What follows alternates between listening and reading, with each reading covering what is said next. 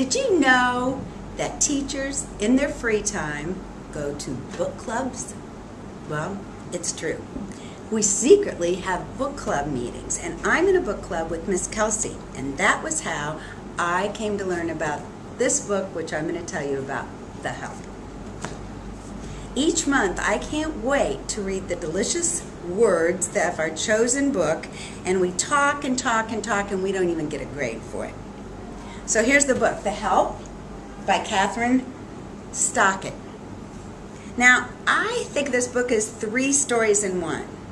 The backstory is that Catherine Stockett, the author, had this manuscript rejected 27 times. Imagine how many times she probably thought of giving up because she got no encouragement of writing the story. But she stayed with her dream and published her first book. And now, voila, it's a movie, The Help.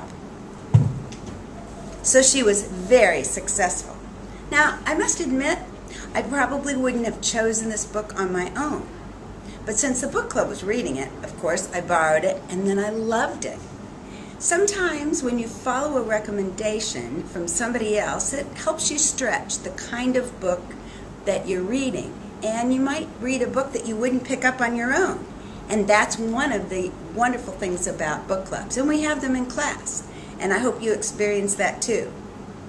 I'm going to summarize a little bit about the main plot line of the story. First of all, the setting. The time and the place of this story is very important. It's set in Jackson, Mississippi, which is where Catherine Stockett grew up, although they call it by another name in the book. And it's in 1962. Now this was right before the Civil Rights Movement. Did you know that the Jim Crow laws were still in effect in the South in 1962, or at the time of this book? Now, people actually believed that segregation was necessary. The book addresses many themes about social conscience. By writing a book from the perspective of the Negro maids, the author is able to expose the absurdity of the racist practices that were largely accepted at the time. And our heroine, named Skeeter, is very brave in exposing some of these racist tendencies in the book. And I relate to Skeeter because she's an individual. She's not going along with the expectations of her times because she wants to break out and have a career. And so there's gender issues here. She believes in herself, despite the fact that the social expectations of her time are to just get married and have children. She's a risk taker. She meets in secret against very great odds to tell this story about the maids and to give this true glimpse into the racism that occurs underneath smiles and pretending that everything's just fine. She has to sacrifice some of her personal relationships, like her relationship with Hilly, to do the right thing. She puts her morals on the line, and she has the courage to separate herself from all of her friends and community. The authors also used a very creative style. It's first-person narrative, but it's from the point of view of 3 different characters. Miss Skeeter, she's the narrator. She's on a journey. She just got her college degree, and she's on a journey to find her career. But in the South at this time, the expectation was for girls to go to college to be cultured and finished, but then for them to find a husband. But she really wanted to be a writer. So here's a little excerpt talking about how important her career was to her. I'll never be able to tell Mother I want to be a writer. She'll only turn it to yet another thing that separates me from the married girls. Nor can I tell her about Charles Gray, my math study partner last spring at Old Mass. How he'd gotten drunk senior year and kissed me and then squeezed my hand so hard it should have hurt, but it didn't. It felt wonderful the way he was holding me and looking into my eyes. But then he married 5-foot Jenny Sprigg. What I needed to do was find an apartment in town, the kind of building where single plain girls lived, spinsters, secretaries, teachers. But the one time I mentioned using money from my trust fund, my mother had cried real tears. That's not what that money's for, Eugenia, to live in some rooming house with strange cooking smells and stockings hanging out of the window. And when that money runs out, what would you do then? What would you live on? She draped a cold cloth on her head and went to bed for the day.